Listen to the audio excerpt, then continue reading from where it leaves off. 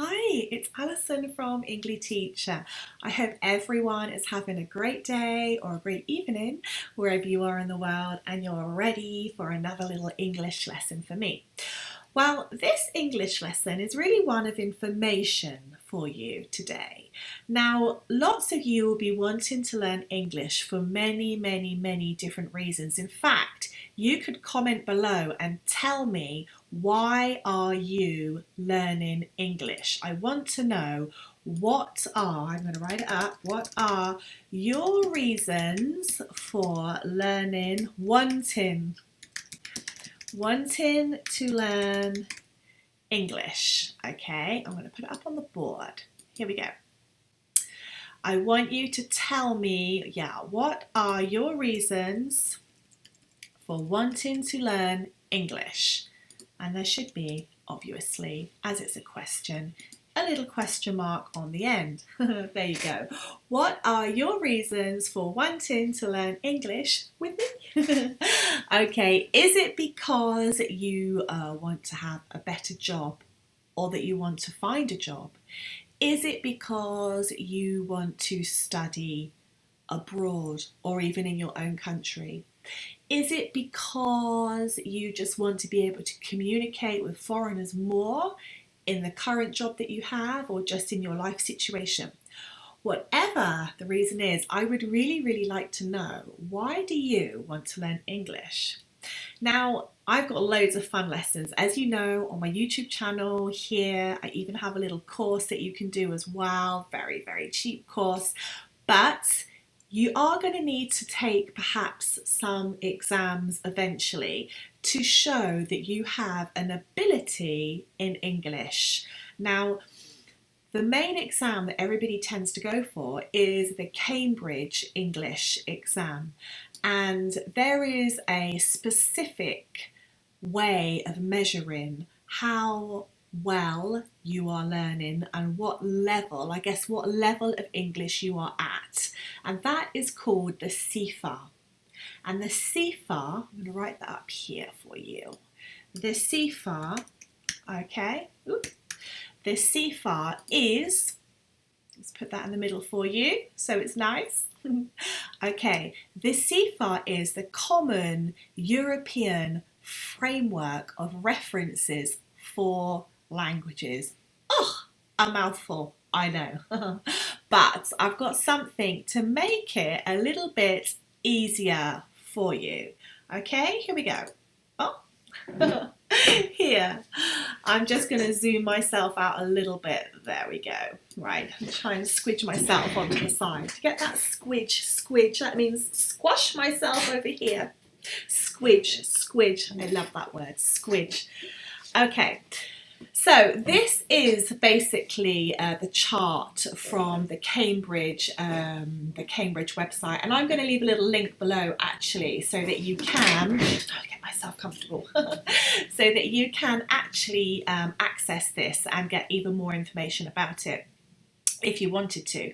Now, basically, you've got many different levels. If I just take this off. Up, here we go. You've got many levels. So you start at level A1 and you go up to level C2. So if you're a beginner of learning English, you're going to start here at A1, okay? And you move up through the levels. Now, there are some ways of kind of assessing how long it's going to take you to move up through the levels, and I have here, I'm going to put this up on the board. So if you're an A1 level, okay, you are going to have basic English. So if you're just going to be a starter, and that's okay, because we all start everywhere, somewhere. We're all learners, we are all beginners when we are learning a language somewhere. That's absolutely fine. So an A1 level, which is a level here, is for basic English, a beginner, and you're going to need about 100 hours, okay? You're going to need about 100 hours here. This is the approximate study of hours that you would need to kind of be in that element and maybe to start thinking about moving up. Now, everybody learns at different rates and different abilities, and that's fine. This is just kind of a guide, okay? So don't think, oh my gosh, I've done 100 hours, you know, I can't get up to the next level, because that's fine. That's absolutely fine, okay? And if that's happening to you, just leave a comment below and let me know about it, okay? And then maybe I can offer some advice or point you in the right direction or give you a great lesson to help you. Okay, so that is level A1. Now, what do you need to get up to A2? Okay, for A2, you're going to be, your English is still basic, but it's elementary. It's what we call elementary English, okay? And you're going to need about 200 hours here, 200, okay? So down there we've got 200 hours to get up to the A2. And as they can say here, is the A2 key for schools, okay? For general and higher education, you're going to need to be basically a standard of an A2 if you want to get into some school courses. Specifically in England, they will say you need to be of an A2 level minimum, okay? So this is just a guide, okay, just a guide. Now we're going to go up to B1. Okay, B1, which is here, B1 is for an independent user, okay? So you're kind of from low to intermediate. This is the stepping stone. This is the first stone up to intermediate level, okay? Intermediate. And you can be expected to kind of need to study about 400 hours, okay, to get here, 400 hours on a B1. All right, so this is where you're showing as well that you're obviously a lot more capable in English. You're able to use it a lot more, and you're becoming a lot more fluent, which is good.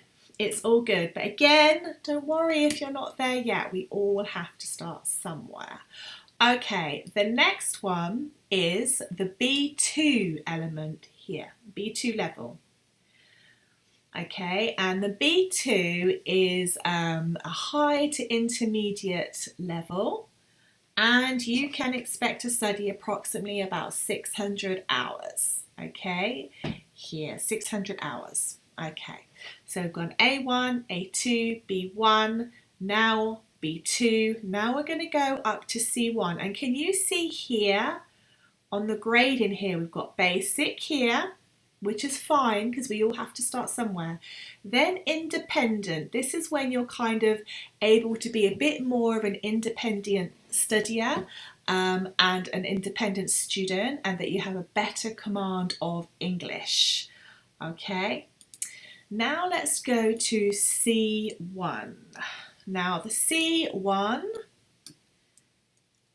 level is advanced. This is when you would be considered to be an advanced speaker of English, okay?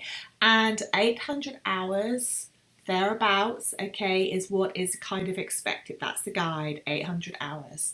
And as you can see, you've kind of jumped up into proficient here. So for schools would consider you as advanced, and see if I can scribble on there. Yeah, schools would consider you here as being quite advanced. Can you see here, C1? So schools would consider you to be advanced, and business, this is kind of higher business English, okay, the C1. So that's kind of quite nice. If you've got to that level, you can look forward to kind of maybe a lot more opportunities where work is concerned if you're working for an English company. Definitely. Okay, and C2 is when your proficiency level is really, really, really very good. This is when you're kind of considered to be almost kind of like, yeah, near native, very good English.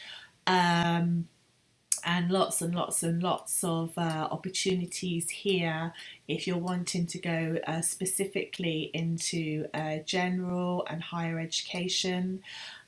This would be kind of a very, very good level to aim for.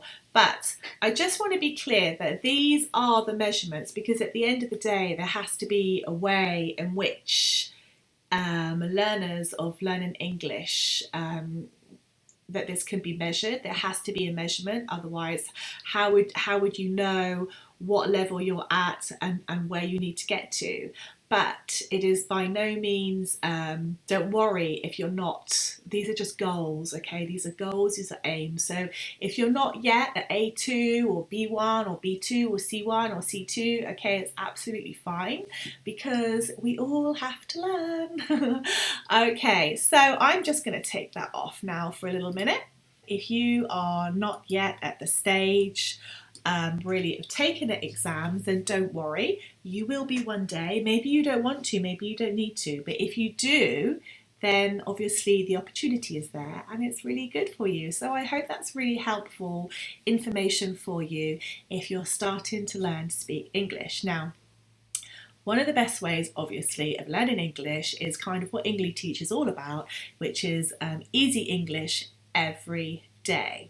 Don't make learning English difficult for yourself, because if you do, your mindset will change and you won't want to learn it. So look for approaches that are easy. Now, Engli-teach has a whole structured way of teaching English. Most of it is free, okay? So lots of free videos, lots of free lessons. But if you did want to go up a little bit faster, advance a little bit quicker, you can obviously do the course, which is actually still only $29 a month, and you can cancel any time. So for $29 a month, you're going to be having full access to the course, and there's all sorts of wonderful things involved in the course.